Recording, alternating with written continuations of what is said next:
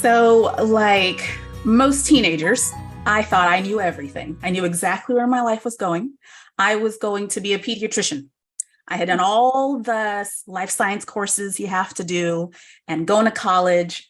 I was like, yeah, mom and dad, this is it. And my dear father looked at me and said, sweetheart, I know you.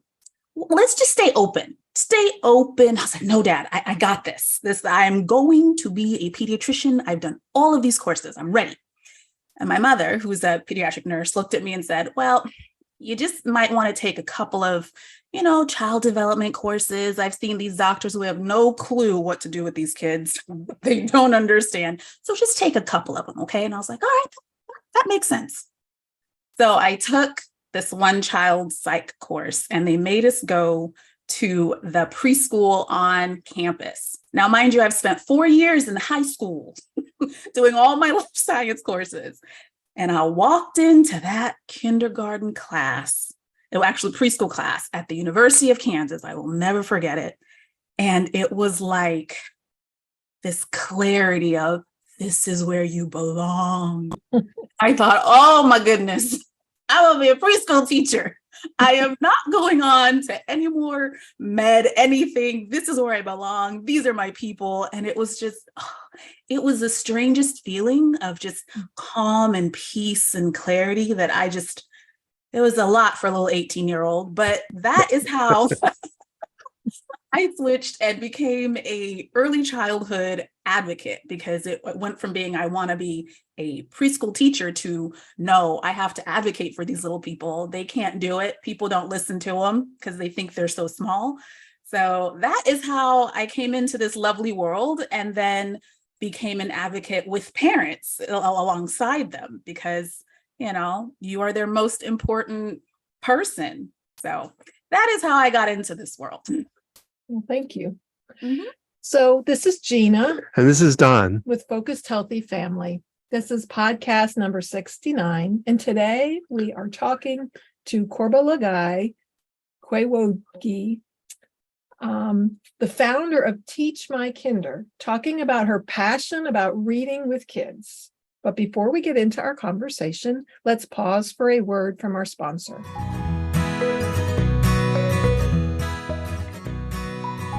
Our sponsor is Q Sciences.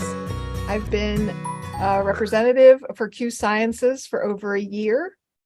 I found this company through a friend and did some research and reading about these products. And I really liked what I found when I learned about them, the research and time that they've put into the quality of these products to be better absorbed into the body. Things like the vitamin D spray. Our youngest was on a capsule vitamin D, and yet vitamin D levels remained the same with follow-up checkups. And with the spray, it increased. Pretty strong. Almost double. Yeah. And I mean, we're talking her levels were maybe 20, and I want to say they went up to 47 or something around that range.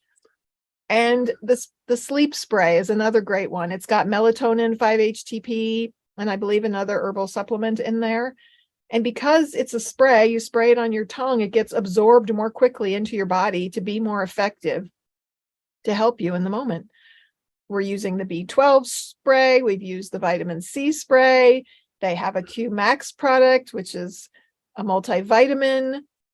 And they also have the CBD, different, a variety of different. It's full spectrum hemp oils. Yes. They even have a THC-free version. It comes in different flavors. There is a mushroom. Oh, yeah. Armor. It's called Q Armor. It's a powder, and I get the chai flavor. Put it in my chai tea for a double chai drink. So instead of, as they say, flushing your supplements down, the toilet or the drain, you want to get something like this that's fully absorbed. It's like flushing money down the toilet too, if you're not using a supplement that absorbs well and does well for your body. So that's what Q Science is really about. It's a good, well-absorbed, high nutrient product. They have multiple products. They have child specific products. They now also have some facial cream products. I've been using a night cream to minimize the effects of sunlight and stress and aging on my skin. And they have a hemp lotion. That's also a wonderful product that we've tried. So check us out, learn more. You can find the link at our website. www.focusedhealthyfamily.com. You can also go to focusedhealthyfamily.com/Q Sciences, the letter Q and Sciences. With an S at the end. With the S at the end, yes.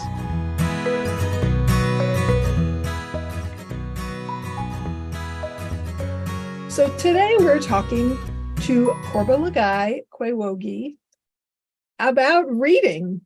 So welcome to our show. Thank you. Korbalagae helps preschool and kindergarten moms to stop stressing and feeling overwhelmed about their children's reading progress so they can focus on teaching their children to read while having fun. She is passionate about sharing early literacy information to help moms take an active role in their children's learning. She is the founder of Teach My Kinder. So glad you are here with us today. And I love the story. I mean, the awe moment, you know, the wake up call that says, nope, you don't want to go this direction. You want to go that direction, you know. Honestly, I love how it was your mom approached it, you know, rather than trying to convince you this was not your right path, recommending, you know, to taking these classes. That's very. And you said she was a pediatric nurse? Yeah. Pediatrics.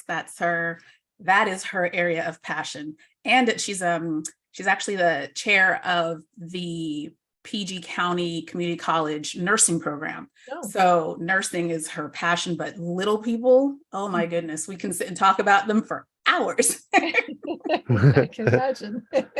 It's surprising. I guess they saw inside of you something different than what it would take to be a pediatric pediatrician, you know, because I would think if it was her passion herself, she would love to have, you know, most parents like to have their kids follow in their footsteps or take over their business or whatever. So that's very insightful of your mom, I think, to do that. Yeah, we always say how blessed we are to have her because she really understood child development. And I think that's part of where my passion comes from. Mm-hmm. You know, she understood there were 5 of us in the house, that we were each different and unique, and everybody got what they needed, you know. Mm-hmm. So I was very, very blessed to have her as my guide as I grew up. Wonderful. Well, that's, you know, that's something, you know, we homeschooled our kids, and one of the things we even talk about and we saw from homeschooling is how each is different, you know, because I, you know, can remember the first child where he was very docile, kind of, you could sit down with him for hours and do one little activity. Mm-hmm. Second one comes along and she couldn't sit still for 5 minutes hardly, you know. So you just be able to see, and they have how many kids? 5 kids. There's 4, and then they adopted a cousin of mine, so there were 5 of us in the house. Yeah. And to be able to do that for 5 kids, that again, I give a lot of kudos to your parents. They were smart people. Yeah, they're amazing. So, one thing I'd like to dive into with our conversation is talking about you talk about speaking and listening and why that's important when you're looking at reading. Mm-hmm. So tell us more. Well, what I always like to explain is that learning to read it's a concept that we as a society have agreed on. Speaking and listening is something that children naturally, usually will, if they're typically developing, will develop on their own. And we encourage that, right? So we need to build on what is their natural strength. I always try to find out what are they good at, and you build on that. And when you're trying to teach children speaking and to read, speaking and listening maps directly to phonics. So if they can hear, and when I talk about speaking and listening, I'm talking about phonemic awareness skills. So that's being able to hear sounds in words that they say or they hear. So it's simple things like if you tell your child the word cat, and you say, what is the first sound you hear? And most parents will look for them to say C. I'm like, no, no, no, no. The sound is K. They just need to hear that K. Later on, you'll map that to that letter that you'll teach them. This is what it's called. But we start with the sound, and they get a really good foundation in understanding what those sounds are, identifying them, beginning sounds, ending sounds, then middle sounds, because middle sounds are hard to hear. And then going on to adding sounds together. So cat, cat, and then subtracting sounds, and then substituting sounds. So those are the main skills in phonemic awareness, and talk about speaking and listening. And those can be done through songs and rhymes and games. I always talk about Miss Mary Mac. Miss Mary Mac, Mac, Mac, all dressed in black, black, black. And when you do that, you don't realize that's a reading skill. That's a phonemic awareness skill. So it's so easy and fun to do with children, and it's often overlooked. When parents are thinking about, oh, I want to get my kid reading, don't jump just to the letters. Start with those speaking and listening sounds, skills. That makes me curious of the fact, how do you distinguish when it comes to hard versus soft? Like, even in your name, we said it G versus Gee. How do you do the sound difference there? And then I guess put it to a letter later, but how does that work, that difference with that sounding? Well, when you're talking about speaking and listening, there are just certain words that we do say a hard sound or a soft sound. And so you could, let's see if I can think of, I can't think of any off the top of my head, but there would be some words. Let's say there's a hard.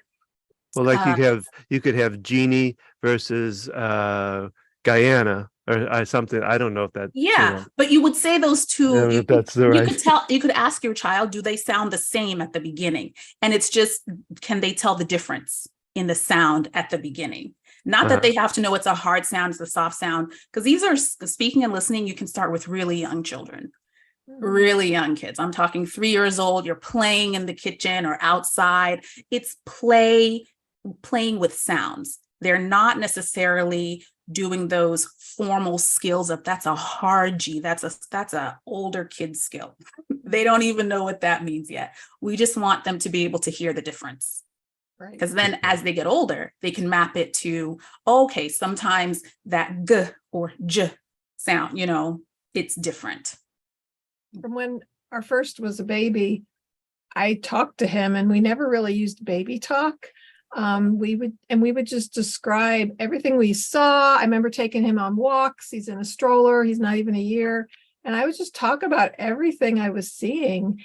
And this kid became obsessed with stop signs. I mean, or any sign for that matter. He became engrossed in the signs. And because of that, he loved letters, and but it was just all around us. And, I feel like they learned to speak because we were constantly talking to them, and, they were hearing what we were saying and giving them that opportunity. I think sometimes when we baby talk kids, or we feel like we have to talk simply to them. We don't realize that we're doing them a disservice, that we can even use words they don't understand yet. Oh, yes. I do that with like my 3-year-old niece. When we would have her where she was being 3, she's asserting her independence. She's doing what she's supposed to do. I'd look at her and say, are you being obstinate right now? And she'd say, I'm not being, no.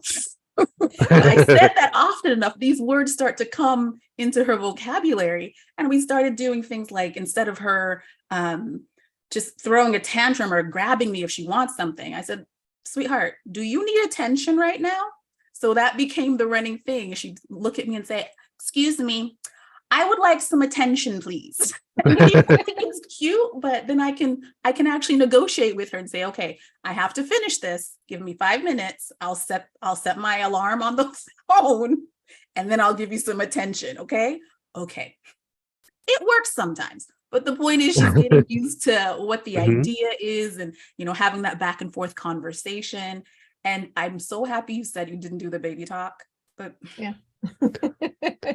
Well, I'd like to, you and I, when we first talked, like by email, one of the things I talked about is I was concerned about, we kind of believe in letting them read when they are ready to. So I kind of like you to kind of address how this works towards that, and what your thoughts are on that. So my background is child development. So children develop at their own pace. Okay. They are not carbon copies. And that's how I've always approached everything when it comes to children, especially when it comes to reading, because it can happen at home as well, where they can start to feel like they're not as smart if there's that pressure on them to, oh, your brother was reading early or your sister was reading early, you should do it too. You shouldn't, but I'm not them. I'm me. So that is why I like to explain to parents, here are the skills. Okay. When they are ready for that skill, they'll give you signs. Like your son was very interested in letters, I'm sure, like because he was looking at, we call that environmental print. So all the print in his environment, he was probably looking at it and very curious about it at an early age. Whereas maybe his sister was not. So she's telling you with her behavior, I'm not ready for this yet. I'm not interested. And there's no problem with that. The thing I think is most important is being able to watch your child and know that they're giving you hints that they're ready for this next phase here. Like with my niece, that little one, she was all about letters. What does that say? What does that mean? What letter is that? That's an F. Not close, not quite an F. It's a different letter. So she was showing me she was interested in learning to read. And so I presented it to her. And it's a very much presenting it to them and seeing if they latch onto it, or if it becomes a struggle. If it's a struggle, usually it's because they're not ready.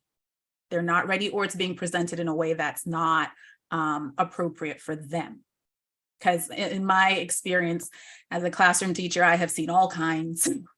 I've seen all kinds, and I've had to embed, listen, we used to dance in my classroom because some children need the movement. They need the physical movement paired with the sound to get it. And there's nothing wrong with that. My principals always thought I was a little crazy. I'm like, just keep walking by. Don't stop. Trust me, they'll be fine by the end of the school year. Just keep walking. But yeah, just making sure that you are watching to see, are they ready to engage with print? And do you know what skills they need to learn to be able to read? You get those two things and you present it to them, your child will be just fine. And while you're talking about, development and the way they take in information, you're talking about, if they need to move around kinesthetically, or like our son, just looking at things visually, was taking it in. What are some ways parents can tune into that, and also to address how kids learn best and, what works for them? It's about testing things out. So, we will be more biased to the way we learn. So I know that I'm a very visual learner. So I had to be very conscious of, am I bringing in movement into their learning? So as a parent, what you would need to do is make sure that you have a lot of text around them, but also have songs that you sing with them and see which one do they gravitate towards. Personally, I was a very quiet child. I did not care to be involved in everything. I like the library. I want to sit where it's quiet. If it's noisy, I couldn't handle it. Some kids like that, and some kids need to be up and moving. I had some children who they needed they love like the blocks area. So we would tape letters to the blocks and use them to build words because that's how they preferred to learn. So I think having a variety of learning experiences for your child and then you just watch and see which one do they gravitate towards, and do a little bit more of that, because it's a lot of kid watching and they will lead you where they learn best. Yeah, there's so many different ways to play with letters and words. I mean, we have plastic blocks shaped as letters. We used to have some foam matting that had the alphabet on it. Well, Gina made little signs. She took popsicle sticks and made all the different road signs for my oldest child, my first child. You know, and of course he would put names to them, like he had the curve was the wee wee sign, wasn't it? Kind of You gave them know, different names. and the choo choo. What was the railroad one? Wasn't choo choo? Yeah. So, but he had probably 50 of those. You know. Well, because we had sidewalk chalk and we used to draw on the Oh sidewalk, yeah. but we made some just on pieces of paper. And he actually took them to preschool. He was not even 2. And he would sit. And it was like his blanket. Like some kid ripped the envelope with them and he was distraught. Oh, life is over. Yeah, well, because he would the first thing he would do, the teacher would tell us, is he would sit down, open up the thing, and look at each one of them, and almost like, I don't think he counted them, but he would say the name of them as he would pull it out. Yeah, speech wasn't clear at that point, but you know, he Yeah, and it was his routine. Yeah. Yeah. And the funny thing is, you know, understanding child development and writing, the first letter he made was an S because it started stop. And that was his favorite sign. I love it.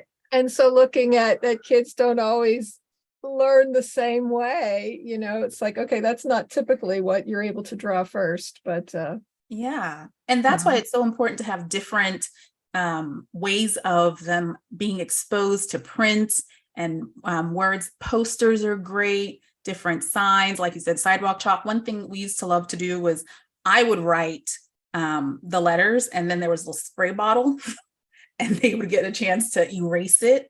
right. We would try and follow the line. So it was, yeah, anything that was fun. I mean, just the most outlandish things we did were very interesting, because part of the problem is keeping their attention. Yeah. Well, yeah, well, I remember the one pediatrician asked him to draw a shape, and like he would ask to draw a circle, but then he would fill in the railroad crossing to it. He said, can you draw a circle or something like that? He was about 3 and he drew an octagon and wrote stop in it. So then the doctor was like, oh, okay, can you tell what time it is? You know, and it's because he's been exposed to it. I mean, Yeah. like a circle, that's boring. I'm going to draw you an octagon. But and on that note, our second child, she really took things in visually. I remember her watching what's the name of that TV show where they sound out words? Oh, where they come together. Yeah. Oh my gosh, slipping my mind. But just watching shows that showed, you know, learning, and PBS has a whole bunch of them, and it'll come to me later. You know, and like she would listen. I used to get books at the library. Was it read between the lines? No, I used to get books at the library as well as on cassette tape or CD, whatever we had at the time. And she would follow along, you know, while listening to it. And so knowing she needed kind of that visual and auditory component of it. Yeah, our third child, who knows, she learned to read somehow from her siblings and surroundings. That's the thing about being the young one. They get the best of everything, because kids talk to each other differently and they observe things. And I have this conversation with my little sister all the time. She was like, oh yeah, I learned so much from just watching you guys and just being around, and, you know, like, lucky you. You were lucky. Because again, we all approach things differently. So it just kind of filtered down to her. Right. And kids learn so much from other kids. It's So let's talk a little bit about your Teach My Kinder. What is that? Tell us a little bit about that. And okay, Teach My Kinder. Okay, Teach My Kinder came to be. I'll tell you how it came to be. Because I wanted to support parents in a more tangible way. So all of this started in COVID. COVID hit, and I was abroad in the UAE, and we had all our students. I was working in the Ministry of Education as a curriculum specialist at the time. And we had all our students' stuff ready to go. And I'm getting these calls from my family and friends here in the States. And they're like, I don't know what to do. They're sending them home. I don't even understand this. And I said, all right, no problem. Where are they in their reading? I can help you with that. Let's start there. I don't even know. Oh my goodness. All right. Here are the words that they should be working on. Do you know which ones they've done? I don't even know. Oh my goodness. Okay. So then I started putting together blog posts, and I have a YouTube channel, and I started putting little videos on there to try and explain things and show little activities that could be done. I was really into sensory bins for a long time there. I was like, they're easy to do. You can teach your child different ways. Anyway, that snowballed into me sitting down and saying, all right, if I were to help a parent at home who wanted to teach their child to read, what are the key things I would focus on? And I said, I would make sure they can hear. I would make sure they can smush. I call it smush. It's all about phonics. And I'd make sure they can comprehend. So I built out a reading program that starts every single lesson with a phonemic awareness, that speaking and listening we talked about, activities that are very simple to do, quick, but really go through the specific phonemic awareness skills that children need to master. Because what is happening, and I was so sad when I heard this, that the US had gone away from phonics, and because they'd gone away from phonics in a lot of places, that means phonemic awareness wasn't being taught, kids' reading scores are going down. So if you can have children focus on those foundational skills, that's speaking and listening, and then you layer phonics on top and the sight words and comprehension, they'll be able to read. So this program gives lessons, done for you lessons to parents to be able to do with their child at home, 15, 20 minutes. You can do them every day if you want to, or you can do 3 days a week, however works for you. But there's also on-demand courses within it to explain reading development. And that was one thing I had one mom who went through it. She was like, that was the best part. Then I understood what I was supposed to do and what reading development looked like. So there's that. And then there's meeting on Zoom to actually go through it and support a little bit more. So that's the big picture of Teach My Kinder, just to make sure that parents have the skills, have access to the actual resources that would help them teach their child the skills they need. Yeah. Yeah, touching on the understanding of it, I guess as an occupational therapist, I understood child development, so that was kind of naturally part of my parenting, but yet a parent who doesn't have that kind of background at all, to be able to understand those things to support their child. What are some of the roadblocks that parents run into in doing this and getting their child to read? One of the big things, and it drives me insane, because well-meaning parents will go and you go to Target or wherever, and there are the puzzles, the alphabet puzzles that have the A for apple. And I'm like, all right, that's great. And you get to X for xylophone. No. So one of the roadblocks is resources that actually teach the wrong things. So if a child is playing with this and you're reinforcing with them that X says xylophone, and then they get to reading a word like fox, they would read fuzz. You don't think about that, because you would assume when people put these things out, the information's correct. It's not something you think about, So that can be what ends up happening, is when parents have resources like that aren't accurate or are labeled incorrectly, it can really cause them to feel like, maybe I'm not doing this right. Maybe I'm the one, because I'm not a trained teacher who can do this. I'm doing it wrong. No, you're not doing it wrong. You're depending on resources that were put together wrong. Because I have a dear friend who, my girl, I've known her since high school. People used to confuse us in high school. And we had a conversation. She was like, my son is struggling. This reading is so hard for him. I'm doing all the things. I don't know what else to do. I said, all right, well, we're on Zoom. Let's have a conversation. And I said, what books is he working on right now? So she goes and grabs the books, and it says, Step into Reading Level 1. And she opens it and shows it to me. And my mouth, I said, oh, honey, these are third grade words. He's in kindergarten. She's like, but it said level 1. So I had to explain, break it down. These are the kind of words he's supposed to be working on. And we went to the bookstore and got some more books that he could actually practice reading, because he's getting frustrated now that he can't read these books that, mom and dad are saying are for him to read. And she was like, really? So this has been the issue? Yeah, this has been the issue. It's not at the right level for him. So getting the right resources is a really big stumbling block that I see it happen a lot. Well, I would think another stumbling block is the fact of how much society is pushing parents to have their kids learn earlier and earlier and earlier, to read, to do any part of school really, but reading especially, that they're supposed to be reading, as toddlers or as whatever. And that, I think that puts a lot of pressure on parents to keep up or to, meet the expectations.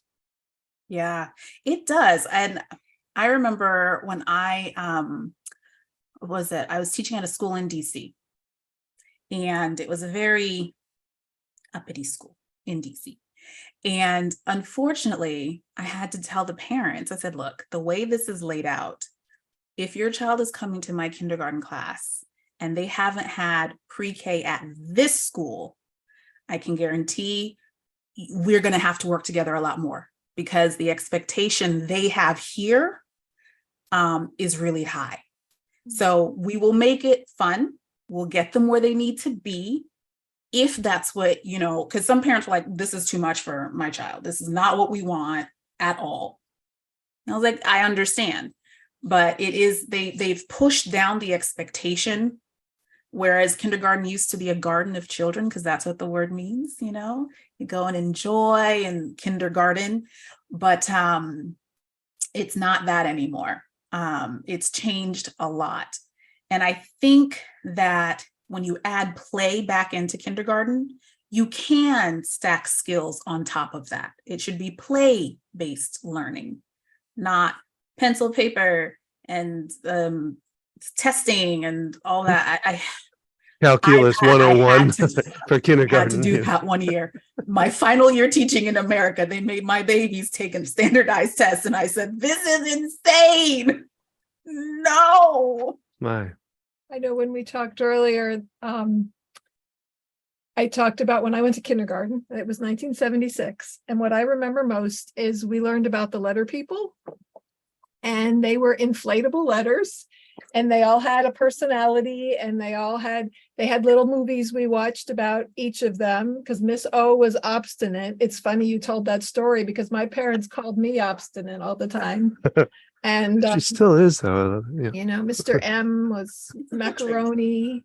But we actually got to play, I think, a little bit. It was a giant, like 2-3 foot inflatable letter. And, that's what we were playing with. And like you said, we were playing. I have my report card from kindergarten, and it had cuts with scissors and recognizes the letters of the alphabet and these, pre-learning kind of skills that is appropriate for five-year-olds. And yet now they're expected to be reading by the end of kindergarten sometimes, or before entering first grade. We were chiseling letters out of stone when I was in kindergarten.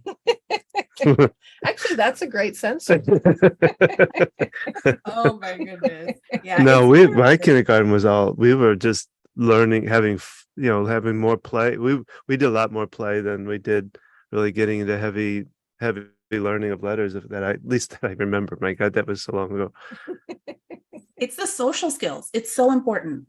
And that's part of the reason I struggle sometimes with the balance. Like, there needs to be a balance, because if you go too heavy on the academics, it will impact their self-concept. And you don't want that to happen, because then they won't want to try. But because of how things are speeding up, you also don't want them to fall behind everyone else. And that could impact their self-concept. So there needs to be a balance. And I genuinely believe, because I've seen it happen, you can balance the two, and kids can learn at their pace in their own way, I think it's about having those honest conversations with yourself as a parent, with your spouse, about how are we going to do this? How are we going to help this specific child? Where are they, and where do we think they can get to? It's more about the progress than the end goal. And that was something that that approach shifted for me when I went abroad to teach, because they were more focused on progress than attainment. And I thought, oh, I like that. That feels good. We know where we're trying to go, but do you see how far we've come? Love it. So. Well, the idea of following behind kind of, I know something about that kind of bothers me, because that means we're putting our kids' expectations comparing against somebody else.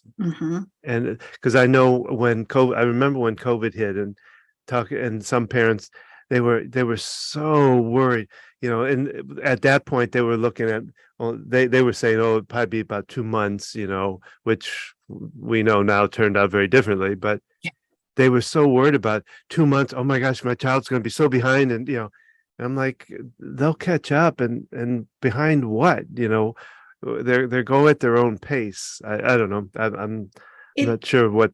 Yeah. And I imagine it's a challenge, in a school situation where you have a whole group of kids and classroom sizes have gotten bigger, that you have that comparison is naturally there, which I think is unfortunate. And I don't, haven't been an educator in that kind of situation to know how best to approach that. But allowing kids at their own pace to learn can really look very different ages, and not having, like you're talking about, behind, in homeschooling, there's no specific time frame that you have to follow. And so you don't have to do things because they're 3 or, because they're 6 or whatever age. You don't have to do certain things, and giving them that space to do that. Well, they don't even have to register till they're 7. So I mean, in our state, in North Carolina. Yeah. Oh, that's true. That's true. Yeah. And because, developmentally, that's when we're really more engaged in being able to sit and attend. And yep. That's when you have their attention a lot more. Because I remember with my 3-year-old, it was, you have about a good 4 minutes. What can we do in 4 minutes? And we had chunks of 4 minutes throughout the day, because I'm not going to do something that is not developmentally appropriate for you. And then frustrate you and frustrate myself. Whereas when I have my niece, well, it's very easy with her, because I can follow her lead, and I can drop things when she's ready. And her being with me, we would joke and say that she was coming to her boarding school, because I kept her for months and months. And she picked things up so fast, and her parents just, wow, she's reading this stuff. I said, yeah, because she's ready, and she has me to, do things with her throughout the day. It can be, we're in the kitchen getting ready for breakfast, and oh my goodness, I will never forget. We were, she wanted oatmeal. All right, so I'm gonna make oatmeal, no problem. And I put the last of the milk in the oatmeal, and I went to put it in the recycling. No, I said, it's I have to keep it. I said, oh, okay, you can keep it. So she got to keep the was the milk. She saw the M. Okay. She's 3, and she held it to her like it was the best thing ever. And I just thought, I am not arguing with you this morning. Yes, that is, I'm so happy. Like, this is working for you. You're seeing it in your environment. But if it was a matter of, we have to move quickly and get you to school, and she wouldn't have that experience. So we could have those moments together where she was learning constantly, but it wasn't sit down formal lesson. Right. It's just kind of incorporated, and not because really words are all around us everywhere we go. It's like our son with the signs, and because he could look at something and recall what was said, we would just name everything around us. Well, I having said that, and knowing that your niece only could last, what, 4 minutes, at a time, it kind of brings up the thought of, we're talking about reading, but being able to, one, read yourself, to know your style so that you're not necessarily making that style her Mhm. style. But also, I think it's real important that you learn to read your child before they even talk about reading books or doing any of this. Read them and understand how they learn, how they adapt and respond to things, how they take things in. Getting all of that down is going to be, I think, almost the first step, I agree. Yeah. So, and because then you understand that they can only last 4 minutes and you don't overwhelm them, or they can Mhm. last for 20 minutes and they're good, um, Yeah. We call it kid watching. Watch that kid and literally sit there. There were moments where it was, all right, it's time for me to step back and just watch them and take notes on who's doing what, and then be able to go back at the end of the week and make sure I had notes on everyone and what is the pattern I'm seeing here. All right, Tiffany really loves to dance. All right, what am I doing next week that incorporates this for her? Because once I understood that this is what they naturally navigate towards, then I can incorporate learning into what they love. And it's not a stressful event. And like one thing I love to tell parents to do is just sit down and think of 10 to 15 activities your child likes. Just list them down. That's a good starting point. And then you can start to see what you can layer on top of that. Because what this child likes, this other one may not. So. And Yeah. I think too, it's important for both parents to do that. Even if the dad is not around, he's working during the day or whatever, it's still important for both parents to do that, because we tend to, I think, put this learning thing on mom. And I think it's important because I was pretty involved with, this, learning part from homeschooling. And I see a lot of dads that aren't, that have kind of given that all to mom and let it up to them, and get involved with it, because it's a bonding method too. It's a way of getting connected with your child that, mothers get the bonding from day one. We have to earn it somehow. So I think it's important for both of us to get that reading in and figuring out, knowing our child. Yeah. Right, yeah, and playing with them, getting down on their level, and Floor play. yeah. So I have to take courses every year for my OT license, and there was one called Do It Yourself Floor Time. Now I'm forgetting the exact name of it, but I'm reading this and it's a whole program, and I'm like, that's what I did with my kids. I didn't know this program existed out there, but I sat down, and how they were engaged with their toys. Like our oldest, we had the wooden train tracks, and all he wanted to do was build the track. Once it was built, he was done. He didn't have the interest in taking the train around the track. It was all about the building. And, so we did a lot of building and the drawing of the signs outside. Oh my God. Every day, we'd go out there and fill in more spaces. If it rained, especially, oh my gosh, we had to go out there and refill the drive. I mean, literally, we had a pretty long driveway, and we had to making the signs. Yeah. He was standing over us going, "No, Dad, this do here, like line." And then he's 25 and he's a manager now. He was practicing those skills early on. Yeah. Yeah, that's why we made the paper signs, is because when it rained, we couldn't, because we had a stop sign. Our neighbors were at the corner and we'd go visit it. And it's like, okay, it's pouring rain. We can't go visit the stop sign. We need to make one. And so we were really just following his lead. And it was sort of easy because he loved everything related to, alphabets and those kinds of things. So that was his playground, and it worked because it worked for him. Well, yeah, he was reading by about the age of 4. And like I said, he went through all the Harry Potter books, when he was older. Yeah, but it wasn't that much. It was probably 8. Oh, okay. Time flies. See, I didn't read it well. But then when our second child came along, having different expectation that this is not that was not her way of learning Yeah. and reading, and realizing it's going to look different for each kid. And to me, that's a challenge. Your first child is, I told my son he was a practice kid. You're your first time parent. That's what my sister says. Make all the mistakes. Like by the time they got to me, they were experts. Yeah. But at the same time, like, we didn't have a second child till he was 4. So, he was everything for a while, and we were really able to tune into him. I was working part-time. So when I was home, I really wanted to be there with him. And, well, and it's the old rule. I don't know if it's a rule, but the second child is usually the one that's like we had, was rambunctious. And if you had that one first, you may not have the second one. So I've heard that. They always say that second one will come and just throw you for a loop.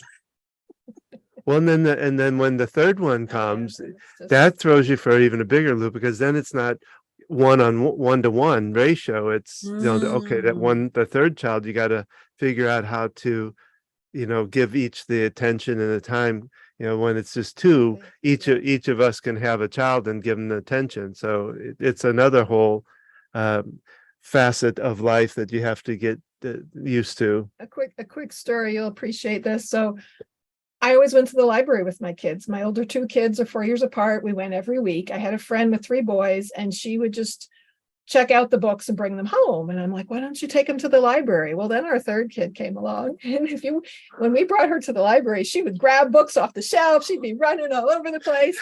And I was like, oh, this is why Elaine doesn't take her kids to the library. Oh yeah, her kids were. I had the fortune that my youngest was 7 years younger than the second child. So, yeah, it was an experience. Yeah, her kids. I remember her kids coming over, and one was climbing on the roof of one of. We have like a greenhouse that's attached to, and it's pretty high up there. But they were up on top of the roof, and they were climbing through the trees, and it was like, what? Whoa, So yeah, I remember those kids. They were good kids. They were great kids, and she was a neat person too. But they were bit wild. Yeah, it just very involved physically, and that's it's like we would be swinging. I remember going through the alphabet while we're on the swing, and having that physical engagement, and playing, jumping on the trampoline and throwing balls, and just playing with words. And I think that's something that's so important, that, and maybe you can relate to this from your profession. When it comes to being able to have your child at home and homeschool them, they can get more physical activity that is needed for their brains to actually properly stimulate and cross that midline and really make things sink in, that they may not get in a more structured school type setting. Because let's face it, recess has been cut and cut and cut and cut. I used to get in trouble all the time. Like, no, this is our science. We're outside. It's outside today. No, it's just extra play time. They need it. They need it. They need that for their development to happen properly. So yeah, children learn through play. And I kind of delved into the world with my oldest, and we can continue to play even as they get older. We have tons of games that are, some of them are just, even things like Monopoly, money games or number games, but we also have kind of academic specific games. We have a fractions game with pizzas, and you put the pizzas together and they're different proportions. And I would just get all different kinds of games, and because they involve visual, they could even involve sound, as well as the kinesthetic component of it, and having all those components involved. Well, let's look at what would you, if somebody was just starting with this idea that they, about reading for their kids, well, where would you want them to start, or what would you begin with, or where should they go to start? Well, if they are ready to start any kind of reading with their child, check out my blog, shameless plug. But I would also say start with speaking and listening skills. That's the nursery rhymes. That's the songs. My students loved Letter Factory. That was such a fun video for them. We played it all the time. Make sure you have tons and tons of books. All the books. Reading at bedtime is so underrated. It's so important. Making sure your child has a variety of books, like you were saying that you went to the library with them. That is such a key part. And the thing is, starting to teach reading begins a lot earlier than we believe. It's the reading habits. That's why you need to be reading to them when they're toddlers, or even when they're infants. Some parents will read to them when they're infants. I'm not a specialist in the under twos. I have other friends who do that, and my hat's off to them. But from toddler on, I can tell you, reading with them, because they start to understand, they start to look at the directionality of print and how it works in your language, whatever language it is you speak. Making sure you're doing those speaking and listening type games and activities with them before you get ready to introduce letters. And when you're ready to introduce letters to them, I always say start with SATPIN. Use the SATPIN approach, SATPIN. Those would be the first 6 letters that you would introduce, because when you introduce the letter, sound, and shape, you would also introduce blending those letters. And by the time you introduce those first 6, your child will be able to read about 10 to 12 words just from those 6, the way we arrange them. Whereas if you start with alphabetical, start A through Z, there's like 3 words they can read by the time they're done with the first 6 letters. And so what you're doing is doing more theory with them than actually practicing the skill. And I'm very into skills-based learning so that it's practical for them. Mm-hmm. So I would say, let me recap, because I talk a lot. I was a teacher and a teacher trainer. I talk a lot. Make sure you're reading to your child, exposing them to books. Make sure you're doing those speaking and listening activities, those songs, those rhymes, those poems. And then when you're ready to introduce letters, use the SATPIN approach. I have a blog post about that as well. And it'll be easier as you go. I think I would even add to it, read to them even in the womb. Well, I mean, I remember you used to talk and read to them. I actually did, so this was the 90s. I made a cassette tape and with headphones, and we recorded ourselves talking to our child, and I would put the headphones on my belly at night. I love it. Well, that's, yeah. I mean, they used, and the kid, the baby would kind of react to it. It would be kind of interesting. Parents, but but then even, when they're babies and you can even read a book you're reading out loud. It doesn't matter if it's a manual or. Yeah. Just watch the Harlequin novels, though. We always laugh because when I think of reading and I think of my sister, I picture her when she was maybe she had to be maybe 9-10 months, and my dad was laying on the couch, and she was sitting on his belly, and he had the newspaper up, and he was reading it out loud, and he stopped, and she started hitting the newspaper, and as soon as he started reading out loud again, she sat down. She was quiet. And if he stopped, she'd hit the newspaper. What are you doing? So we grew up not just being read to, but seeing our parents actively reading. Those newspapers were a big deal in our house. Oh my goodness. Every Sunday. Okay, I'm a 90s kid. I grew up in the 90s.